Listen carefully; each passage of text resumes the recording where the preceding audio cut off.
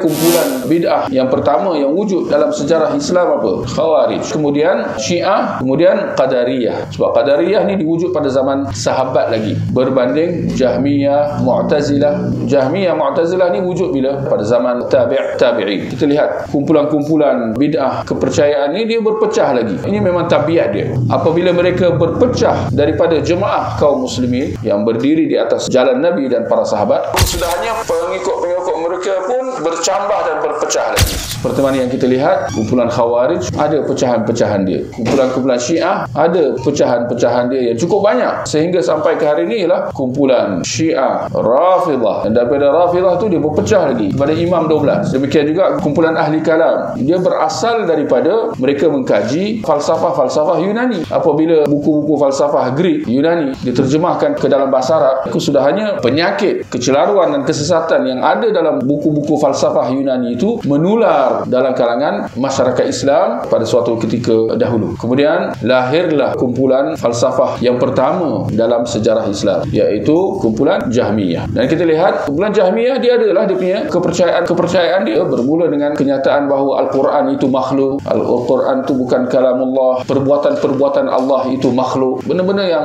memang falsafah lah kita kata. Tetapi kesudahan dia menimbulkan lagi perpecahan. Lahirlah kumpulan Mu'tazilah. Mereka membid'ahkan kumpulan Jahmiyah kerana melihat Jahmiyah ni terlalu ekstrim, melampau sampai tak beriman dengan sifat-sifat Allah, menganggap bahawa sifat-sifat perbuatan Allah itu makhluk dan sebagainya. Kemudian betapa cepatnya daripada kumpulan Mu'tazilah itu pula lahir kumpulan Asy'ariyah, seperti mana yang kita sedia tahu. Kumpulan Asy'ariyah yang pada asalnya mereka cuba nak mengimbangi, mereka nak memilih jalan pertengahan, jangan ekstrim seperti dua kumpulan falsafah sebelumnya, Mu'tazilah dan Jahmiyah. Itu di satu sudut, dan di satu sudut lagi ialah kumpulan Athari, kumpulan ahli hadis, pegangan ulama Athari, ulama yang berpegang kepada nas-nas wahyu. Ini berpegang kepada akal, ini berpegang kepada wahyu. Jadi Asy'ariyah pada asalnya dia nak mengambil pendekatan pertengahan, nak mengimbangi, jangan ekstrim macam ni, tapi dalam masa yang sama dia tak berpegang dengan wahyu sepenuhnya juga, dia tetap mengambil prinsip mendahulukan akal. Jadi kesudahannya dia pertengahan. Tetapi akhirnya kita kena jelas dan tegas bahawa dia tidak meninggalkan falsafah akal itu sama sekali, masih lagi dengan falsafah. Kalau Jahmiyah, Mu'tazilah mengatakan Al-Quran itu makhluk, mereka kata tidak, Al-Quran itu tetap kalamullah. Tetapi dia ada tetapi